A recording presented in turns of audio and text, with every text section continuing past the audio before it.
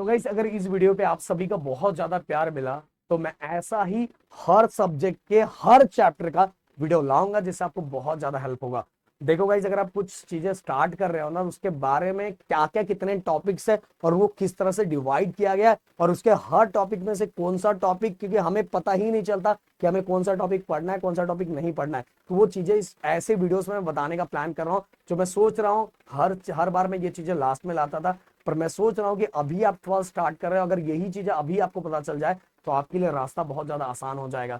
तो मैं short analysis का एक वीडियो लाना चाहता हूँ, एक सीरीज लाना चाहता हूँ जिससे आपको बहुत ज्यादा हेल्प हो। मैं बाकी टीचर्स को भी बोलूंगा अगर आपका इस वीडियो पे रिएक्शन बहुत अच्छा रहा, मैं रिएक्शन समझने के लिए इस वीडियो पर टारगेट लाइक 500 रखता हूँ, 200 कमेंट का, जिससे मुझे पूरी चीजें पता चल जाएगी। दूसरी बात, रोटेशनल डायनामिक या तो पूरा फिजिक्स या तो पूरा का पूरा केमिस्ट्री या तो पूरा का पूरा मैथ देखना है तो भाई हमारे पूरे चैनल पे सब कुछ पड़ा हुआ है, सब कुछ पड़ा हुआ है। आपको 3 चैनल 12 स्टैंडर्ड वाले बच्चों के लिए सब्सक्राइब करके रखना है। पहले एक ये चैनल, दूसरा हमारा गिरी ट्यूटर जिसपे मेरा फिजिक्स और राहुल सर का M1 पूरा का पूरा पड़ा हुआ है, आप आराम से पढ़ सकते हैं। इसी बार हमने एकदम फ्रेश कंटेंट डिजिटल बोर्ड पे बनाए हैं। और इसके बाद जो लाइव हमारा होने वाला है प्रदीप गिरी अपडेट इस चैनल पे होने वाला है, तो भाई लास्ट में जो लाइव हमारा होता है उसी पे होता है, तो वो चैनल को भी सब्सक्राइब करके रख लेना, जिससे हमें एक एनर्जी आएगी कि बच्चों का प्यार बहुत ज्यादा मिल रहा है। अब अगर मैं रोटेशनल डायनामिक की बात करूं, रोटेशनल डायनामिक का प्लेलिस्ट मैं डिस्क्रिप्शन में डाल देता हूं, वहां आपके प्रदीप सर ने ही पढ़ाया, डिटेल में पढ़ाया और शार्ट में वन शॉट भी है, आप देख के अपनी चीजें कंप्लीट कर सकते हो। बट उसके पहले गाइस ये जरूर देख लेना जो चीजें प्रदीप सर इसके अंदर आपको बता रहे हैं। और ऐसी वीडियोस मैं लाने का सोच रहा हूं, बट आपके रिएक्शन पे डिपेंड करेगा। एक चीज और स्टार्टिंग में बोल देना चाहता हूं कि देखो दोस्तों, आज शाम को 8 बजे बहुत इंपॉर्टेंट सेशन होने वाला है हमारे ऐप पे, जो कि बिल्कुल फ्री है। वहां मैं रहूंगा, राहुल सर रहेंगे, अमोल सर रहेंगे, संदीप सर रहेंगे और आपके अपने ओमकार सर इंग्लिश वाले सर रहने वाले। मतलब 12 का पूरा आपको साल भर किस तरह से करना है, किस सब्जेक्ट को किस तरह से फोकस करना है, क्या गलतियां नहीं करनी है जो हर साल बच्चे करते हैं, ये चीजें अगर आपको स्टार्टिंग में पता चल जाए ना, भाई देखो हम किसी रास्ते पे अगर चल रहे हैं, वो रास्ते के बारे में अगर मुझे पहले से पता है ना, चलना आसान हो जाता है। इसीलिए वो रास्ते को पहले ही समझ लो। तो आज बहुत अच्छा सेशन होने वाला है। शाम को हम मिलते हैं 8 बजे अपने ऐप पे। अगर एंड्रॉइड का फोन है तो डायरेक्ट डाउनलोड हो जाएगा, ऐप का नाम है प्रदीप गिरी एकेडमी। अगर एंड्रॉइड ऐप आपका, जिसका लिंक मैंने डिस्क्रिप्शन में डाला हुआ है, अगर एंड्रॉइड ऐप नहीं है तो एप्पल के फोन में किस तरह से डाउनलोड करना है, क्या करना है, उसके लिए एक रिलेटेड वीडियो हमने डिस्क्रिप्शन में डाला हुआ है, आप देख के फटाफट कर सकते हो। अब बात करते हैं रोटेशनल डायनामिक। देखो इस रोटेशनल डायनामिक की अगर मैं बात करूं तो हम आ जाते हैं थोड़ा नीचे। हाँ, अगर रोटेश टोटल आपको पता है फिजिक्स के अंदर टोटल 16 चैप्टर है। अगर आप लोग का सपोर्ट रहा तो टोटल 16 चैप्टर का शॉर्ट एनालिसिस मैं लेके आ जाऊंगा। तो अगर मैं पहले पेज की बात करूं या स्टार्टिंग की बात करूं तो या चैप्टर की बात करूं, तो देखो गाइस ये जो रोटेशनल डायनामिक है, जब मैं पढ़ रहा था 12th में, जब मैं था तो 12th के टाइम, हमारे टाइम, जैसे ये बुक एक गवर्नमेंट ने, ये बोर्ड ने पब्लिश किया और सब जगह सेम है। हमारे टाइम जैसे ग्रेजुएशन में बुक होता है ना कि पब्लिकेशन की बुक यूज किया जाता है, वैसे ही हमारे टाइम था। तो उस समय सर्कुलर मोशन, रोटेशनल डायनामिक का ऐसे 2 पार्ट में डिवाइड किया गया था, circular motion and rotational motion, ऐसे 2 चैप्टर थे। बट आगे जाके जब बोर्ड ने बहुत सही डिसीजन लिया, क्योंकि गाइस अब बहुत सारे बच्चों को जेई का एग्जाम देना रहता है, नीट का एग्जाम देना रहता है, फिर इसके बाद अपने बच्चों को सीटी का भी एग्जाम देना रहता है। तो जेई और नीट का जो एग्जाम होता है वो नेशनल एग्जाम होता है, तो उसके जो सिलेबस होते हैं, बहुत सारे बच्चे अपने जो बुक पढ़ रहे थे वो सिलेबस को टक्कर नहीं दे पा रहे थे। इसीलिए फाइनली बोर्ड ने क्या डिसाइड किया कि हम भी थोड़ा अपना अपना पैटर्न एनसीईआरटी की जैसा बना देंगे। तो उन्होंने क्या किया, फाइनली जब बुक चेंज हुआ, दूसरी है मतलब मेरे बात के बाद दूसरी बार जब बुक चेंज हुआ, तो उन्होंने ये सर्कुलर मोशन और रोटेशनल मोशन एक साथ कंबाइन करके रोटेशनल डायनामिक ला दिया। और ये rotational dynamic same to same उसके जैसा ही, अगर आप एनसीईआरटी का बुक पढ़ रहे हो या तो उसका बुक पढ़ रहे हो तो उसके अंदर आपको दिखाई देगा कि सेम टू सेम चीजें वैसे ही है, कुछ भी चेंज नहीं है। मैंने यहाँ वहां भटकने से पहले आपके पास गूगल बाबा है, खुद से सर्च करो, खुद से समझदार बनो। बाकी चीजें तो बिजनेस ही है कि बताया जाता है भाई एनसीईआरटी ऐसा पढ़ना पड़ेगा, ये पढ़ना पड़ेगा तो ये निकलेगा, ये होगा। हाँ, आपको क्वेश्चंस की प्रैक्टिस नेक्स्ट लेवल की थोड़ी एक्स्ट्रा अच्छा करना पड़ेगा, बट आप देखोगे तो टॉपिक सब कुछ वैसे का वैसा ही रहता है। बट क्वेश्चंस बहुत अलग अलग टाइप के रहते हैं जिनको हमें समझना पड़ता है। तो इसीलिए थोड़ा जेई और नीट के लिए हमें थोड़ी, जेई के लिए मेनली हमें थोड़ा और ज्यादा एक्स्ट्रा प्रैक्टिस करने की जरूरत पड़ती है। और सीईटी के लिए तो भाई यही बुक सीईटी के लिए ही बना है, तो सबसे बेस्ट तो यही है। अब पहले पेज की बात करूं तो पहले पेज में वही सर्कुलर मोशन के सर्कुलर मोशन के कैरेक्टर के बारे में बताया, मतलब उसके कैरेक्टरिस्टिक के बारे में बताया हुआ है, तो वो आप समझो। थोड़ी बहुत चीजें उतना इंपॉर्टेंट तो नहीं है, ऑलरेडी आपने 11th में पढ़ा है, बट बहुत थोड़ी बहुत चीजें आपको समझ में आ जाए तो चलो ठीक है, बल्कि सर्कुलर मोशन आपको समझ में आ जाए तो काम हो जाएगा। इसके बाद गाइस जो इंपॉर्टेंट चीज है मैं आपको बताऊंगा समझने के लिए, हमने 9th स्टैंडर्ड के अंदर वेलोसिटी पढ़ा था, हमने एक्सेलरेशन पढ़ा था, देन डिस्प्लेसमेंट पढ़ा था। बट यहाँ आके जब हम बड़े हो गए और हम पहले हम सीधे सीधे चलते थे, पर अब हम घुमाना स्टार्ट कर चुके हैं, अब हम घुमाते हैं, तो इसीलिए बोर्ड ने भी 12th में घुमाना स्टार्ट कर दिया है। सर क्या बोल रहे हो? मैं ये बताना चाहता हूँ कि पहले हम 9th स्टैंडर्ड में सबसे पहले जो हमने पढ़ा था डिस्प्लेसमेंट, तो डिस्प्लेसमेंट एस से, अब रोटेशनल डायनामिक के अंदर ये थीटा से डिनोट होता है, क्योंकि ये एंगुलर डिस्प्लेसमेंट हो गया। ये हो गया हमारा लीनियर डिस्प्लेसमेंट जो हमने 9th स्टैंडर्ड में पढ़ा था। अब हम गोल गोल घुमाना स्टार्ट कर चुके हैं, मतलब रोटेशनल डायनामिक के लिए, तो ये हो गया हमारा एंगुलर वेलोसिटी, ये हमारा लीनियर एक्सेलरेशन, बट हम घुमाना स्टार्ट कर चुके हैं, इसीलिए हमारा ये हो चुका है एंगुलर एक्सेलरेशन। सॉरी ये तो पर्सनल बात सर आप कर रहे हो, अरे पर्सनल बात नहीं कर रहा हो यार, बड़ा मजा मस्ती से। और साथ में इसके बाद आपको रिलेशन भी पूछा जाएगा, वी एंड ओमेगा के बीच का रिलेशन क्या है बताना जरूरी है। देन इसके बाद ए एंड अल्फा के बीच का रिलेशन क्या है, ये भी 2 मार्क्स के लिए एग्जाम में पूछा जाता है, बहुत जरूरी है। और साथ में गाइस एक चीज और, कि इसी से रिलेटेड हमें 2 फॉर्मूले बनेंगे, v equal to R omega, अंदर इसके बाद a equal to R alpha, जो बहुत ज्यादा हेल्प करता है हमें बहुत सारे न्यूमेरिकल्स को सॉल्व करने के लिए, और सीटी एग्जाम में भी इससे रिलेटेड बहुत कुछ आता है। ये हो गया। अब आगे अगर हम बढ़ते हैं तो हमें 2 मोस्ट इंपॉर्टेंट डेरिवेशन, ये दूसरा 2 मोस्ट इंपॉर्टेंट डेरिवेशन है, उसके अंदर टोटल 3 डेरिवेशन पूछे जाते हैं। पहला वाला जो मैं बात करूंगा, तो पहला अपना नॉर्मल रोड, जिस रोड पे टर्न होता है, जैसे मेरे बोईसर का रोड है, आराम से टर्न होता है, जिसको प्लेन कर्व रोड बोलते हैं। प्लेन कर्व रोड मतलब, अब नॉर्मली अगर आपने आपने ये स्पोर्ट्स देखा होगा, कार रेसिंग का देखा होगा, बाइक रेसिंग का देखा होगा, जिसके अंदर आपने देखा होगा कि एक साइड का पार्ट ऐसे उठा हुआ रहता है। उसका पूरा रीजन मैंने अपने डिटेल वीडियो में बताया है कि ऐसा क्यों रहता है, क्या रहता है, आप जाके देख सकते हो, समझ सकते हो। बट यहाँ बस मैं बता रहा हूँ कि आपको कितने टॉपिक्स में चीजों को डिवाइड किया गया है। तो पहला जो है इसके अंदर प्लेन कर्व रोड है, प्लेन कर्व रोड है, जिसके अंदर जो हमारा नॉर्मल रोड रहता है जहां हम टर्न लेते हैं, तो उससे रिलेटेड कि यहाँ इस जगह पे हम कितना स्पीड हमें रखना है, तो वो है under root mu R G. Okay, फिर इसके बाद अगर मैं बात करूं दूसरा हमारा रोड जो बैंक होता है, जनरली जो हाईवे पे होता है, मैंने बताया कि जहां रेसिंग का जो स्पोर्ट्स आपने देखा होगा, रेसिंग वाला स्पोर्ट्स देखा हो, उसके अंदर भी आउटर एज उठाया हुआ रहता है, समझ में आया, उसके बारे में डिटेल में मैंने बताया हुआ है। तो उसके अंदर हमें वी मैक्स निकालना रहता है, तो मैं इसको छोटा कर दूं, वी मैक्स निकाल पर यहाँ ये वाला फॉर्मूला क्यों सर आप बता रहे हो, मैं इसलिए बता रहा हूँ क्योंकि मुझे कुछ चीजें बतानी है आपको। वी मैक्स देखो भाई, ये वाला जो डेरिवेशन है बहुत सारे बच्चों को बहुत डरावना लगता है, पर मैं बोल रहा हूँ प्रदीप सर का जिसने वीडियो देखा है ना, उसके लिए बहुत ज्यादा आसान है।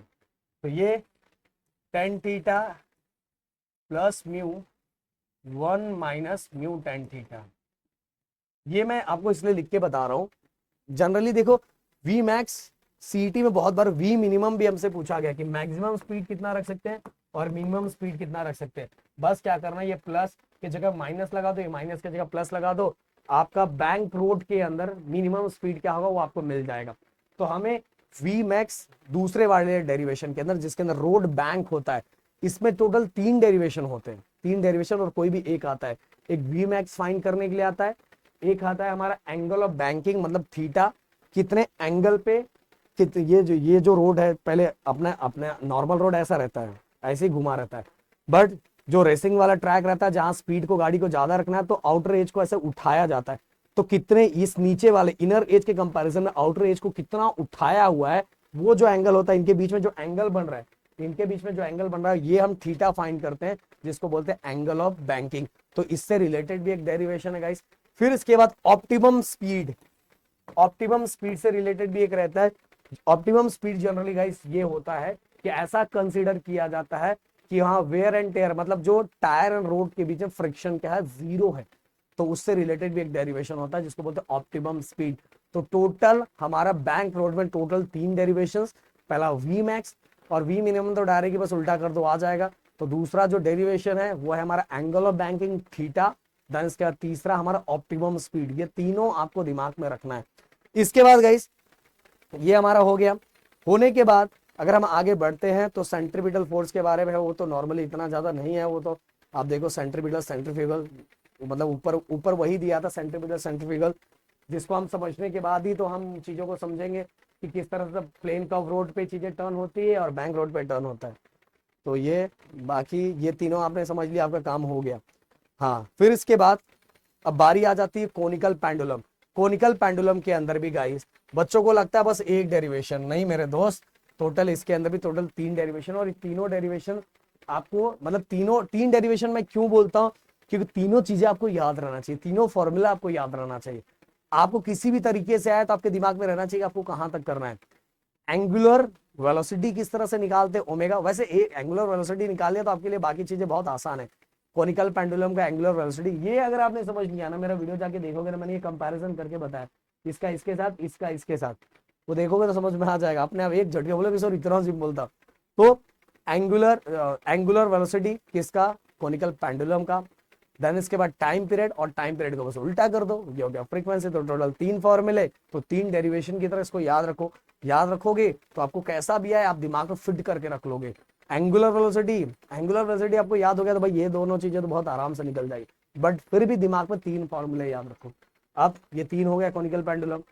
इसके बाद अगर हम आगे बढ़ते हैं तो वीसीएम वर्टिकल सर्कुलर मोशन के अंदर, हाँ वर्टिकल सर्कुलर मोशन के अंदर ये अभी तक सर्कल ऐसा चल रहा था, अब ये सर्कल ऐसा ऐसा घुमा रहा है। मेले में आपने झूला देखा होगा, ऐसा ऐसा घूमता है। तो इसके अंदर हमें मेनली 2 चीजें फाइंड करनी है। जनरली टीचर एक ही चीज हमें बताती है, पर मैं आपको बता के रखूंगा। देखो कि हमारा बॉटम पोजीशन पे स्पीड क्या होगा, टॉप पोजीशन पे स्पीड क्या होगा, और मिडल पोजीशन पे स्पीड क्या होगा। मैं देखना चाहूंगा कि कितने बच्चों ने यहाँ तक वीडियो देखा है, और ये वीडियो देखने के बाद कितने बच्चों ने मेरा जाके मेन वीडियो देखा है, और जिन बच्चों ने देखा वो तीनों जगह के स्पीड का जो आंसर है, फाइनल आंसर, वो कमेंट में लिख के मुझे बताएंगे कि वी ऑफ बी क्या है, वी ऑफ ए क्या है, वी ऑफ डी क्या है, इसके अकॉर्डिंग। और अपने अकॉर्डिंग आप नामकरण कुछ भी कर सकते हैं, कोई टेंशन नहीं, समझो 12th स्टैंडर्ड है, 12th स्टैंडर्ड में ये नामकरण चेंज कर सकते हो। कॉन्सेप्ट मैटर करता है, जो डेरिवेशन मैटर करता है। इस तरह से इतना जो लिखा हुआ है ना, इस तरह से लिखने की जरूरत नहीं है, समझ में आ रहा है। ये बुक में एक्सप्लेन किया गया, जो पेपर चेक कर रहे हैं ना उनको एक्सप्लेन करने की जरूरत नहीं भाई, उनको आता है अच्छा खासा, टेंशन मत लो। तो V of A, V of B, V of C, ऐसे 3 जगह का स्पीड हमने फाइंड करना रहता है। इसके बाद गाइस हमें total energy at B point, total energy at A point, total energy at D point. आपको ये पता है कि काइनेटिक एनर्जी जहां बढ़ेगा वहां पोटेंशियल एनर्जी कम हो जाएगा, जहां पोटेंशियल एनर्जी बढ़ेगा वहां काइनेटिक एनर्जी कम हो जाएगा। तो इससे रिलेटेड बी पे टोटल एनर्जी कितना रहता है, ए पे कितना रहता है, डी पे कितना रहता है, जिससे हमें ये पता चलेगा कि energy remains constant. Total energy दोनों एनर्जी रहेगा, एक बढ़ेगा तो दूसरा कम हो जाएगा, तो दूसरा एक दूसरे को बैलेंस करके टोटल मिला के ए पॉइंट पे, बी पॉइंट पे, डी पॉइंट पे सब जगह एनर्जी सेम रहता है। इससे रिलेटेड भी डेरिवेशन मैंने करवाया है। इसके बाद तीसरा डेरिवेशन जो बहुत जगह टीचर्स को स्किप करते हैं, लोएस्ट पॉइंट और हाईएस्ट पॉइंट के बीच में टेंशन डिफरेंस कितना है, ये भी एग्जाम में क्वेश्चन पूछा जाता है। जाके चाहिए तो उत्तम की बुक में देख लो, आपको समझ में आ जाएगा। इसके बाद ये सब हो गया, अब चलते हैं आगे थोड़ा, ये इसमें इतना ही है। हाँ, मोमेंट ऑफ इनर्शिया। अब मोमेंट ऑफ इनर्शिया का पहली बात तो I equal to M R square formula पता रहना चाहिए, यूनिट पता रहना चाहिए। इसके बाद इसके अंदर जो 2 चीजें मोस्ट इंपॉर्टेंट है, काइनेटिक एनर्जी, मतलब कोई बॉडी रोटेट हो रही तो रोटेटिंग बॉडी का काइनेटिक एनर्जी, रोटेटिंग बॉडी का काइनेटिक एनर्जी, ये हमें फाइंड करना है। ओके, देन इसके बाद टॉर्क फाइंड करना है रोटेटिंग बॉडी का, टॉर्क के बाद ही एंगुलर मोमेंटम फाइंड करना। भाई बहुत ज्यादा सिंपल है, मैं बता रहा हूँ बहुत ज्यादा सिंपल है। मतलब प्लीज रिक्वेस्ट है, ये करने देखने का मेरा वीडियो जरूर जाके देखना, तो इतना सब भरा पड़ा हुआ है ना। मैं जब ये पहली बार जब मैंने बुक देखा था, मैंने इसको कैसे सिंपल बनाया जाए, फिर फाइनली हमने इस पे काम किया, और आप जाके देखोगे अब नोट्स जो चीजें हमने बनाई है, तो भाई आपको बल्ले बल्ले प्यार हो जाएगा, पूरा प्यार हो जाएगा। इसके साथ ही इसके अंदर एक और डेरिवेशन है, moment of inertia of disc. Moment of inertia disc का मोमेंट ऑफ इनर्शिया 1/2 mr²। वैसे जो लास्ट पेज है वो भी लर्न करना है। तो मोमेंट ऑफ इनर्शिया डिस्क का ये हमें डेरिवेशन बहुत ज्यादा इंपॉर्टेंट है। इसके साथ ही parallel and perpendicular axis theorem, जो आगे के लिए जो नीट जोड़ो भाई, सीईटी के अंदर भी सबसे ज्यादा क्वेश्चन उसी से पूछे जाते हैं। परपेंडिकुलर पैरेलल एक्सिस थ्योरम, तो वो आपको पता रहना चाहिए। देखो ये हमारा पैरेलल एक्सिस थ्योरम, ये हमारा परपेंडिकुलर एक्सिस थ्योरम। ओके, फिर एंगुलर मोमेंटम जो मैंने आप सभी को बताया। फिर ये देखो ये वाला डेरिवेशन जो मैंने आपको बताया टॉर्क का, ये सब इतना सब लिखा हुआ, इतना सब लिखने की जरूरत नहीं। कंजर्वेशन ऑफ एंगुलर मोमेंटम बहुत सिंपल है, बहुत इतना सब भरा हुआ है ना। मैं सोचता हूँ यार ये बुक मैं ही बना दूं क्या। फिर लास्ट हमारा आ जाता रोलिंग मोशन। रोलिंग मोशन क्या था, देखो गाइस मेनली देखा जाए तो टोटल मिला के पहला जो होता है प्लेन सरफेस का हमें एनर्जी फाइंड करना है। प्लेन सरफेस अगर कोई बॉडी रोल्ड हो रही है, मान लो ये प्लेन सरफेस है, इस पे बॉडी रोल्ड हो रही है, जब रोल्ड होती है बॉडी तो आपको पता है कि वो बॉडी आगे भी बढ़ रही है, आगे भी बढ़ रही है और साथ में से गोल गोल गोल गोल ऐसा घूम भी रही है। मतलब ये एक ही बॉडी एक ही टाइम पे लीनियर मोशन के साथ ही, मतलब ट्रांसलेशन मोशन के साथ ही रोटेशनल मोशन भी परफॉर्म करती है। रोलिंग मोशन परफॉर्म करने वाली बॉडी दोनों चीज एक साथ परफॉर्म करती है, वो आगे भी बढ़ती है और साथ में गोल गोल घूमती भी है। आगे बढ़ रही है मतलब ट्रांसलेशन मोशन, गोल गोल घूम रही है मतलब रोटेशनल मोशन, दोनों को मिला के हो जाता है हमारा रोलिंग मोशन। तो रोलिंग मोशन के टाइम उस बॉडी में कितनी एनर्जी रही, उससे रिलेटेड पहला एनर्जी फाइंड करना है। एनर्जी जैसे ही आपने फाइंड करने तो एक और डेरिवेशन रहता है जिसके अंदर हमें उसका स्पीड फाइंड करना रहता है, और एक और डेरिवेशन रहता है जिसके अंदर हमें एक्सेलरेशन फाइंड करना रहता है। तो तीन मोस्ट इंपॉर्टेंट डेरिवेशन रोलिंग के लिए। प्लेन के लिए जो मैंने स्पीड और एक्सेलरेशन बताया, ये रहता है इंक्लाइंड सरफेस के लिए। ऐसे इंक्लाइंड, अपने दोस्त को इधर बिठा दो, बोलो सीधे सरक के नहीं जाना, सीधे अगर सरक के गया तो उसने ट्रांसलेशन परफॉर्म किया, पर ऐसे गोल गोल गोल घूम के आगे नीचे गिरा ना तो बोल रहे भाई इतने रोलिंग मोशन परफॉर्म किया है। तो ये इस तरह से हमारा ये चैप्टर खत्म हो जाएगा। और लास्ट टू लास्ट एक चीज और हमें आपको बताना है, ये तो पूरा फॉर्मूला दिया है, क्या बात है। ये हाँ ये वाला बॉक्स भाई जरूर याद रखना कि एक्सिस कहाँ से पास हो रहा है, उस टाइम मोमेंट ऑफ इनर्शिया क्या रहेगा, ये आपको जरूर याद होना चाहिए। ये बहुत ज्यादा हेल्प करेगा। और ये अभी के अभी मतलब इसी बार याद कर लो, इसी बार याद कर लो। मतलब कहने का मतलब बहुत सारे बच्चे कि हाँ 12th के लिए इतना इंपॉर्टेंट इसके अंदर नहीं है कि सबका सब लर्न करने की जरूरत है। बट आप अगर सीटी का एग्जाम देना चाहते हो, जेई का एग्जाम देना चाहते हो, नीट का एग्जाम देना चाहते हो, मेरे दोस्त इसको लर्न करके रखना बहुत ज्यादा जरूरी है। तो अगर और भी कोई डाउट है तो प्लीज कमेंट करके मुझे जरूर बताना। मिलते हैं हम नेक्स्ट वीडियो में। Thank you so much guys. जय हिंद एंड जय महाराष्ट्र दोस्तों।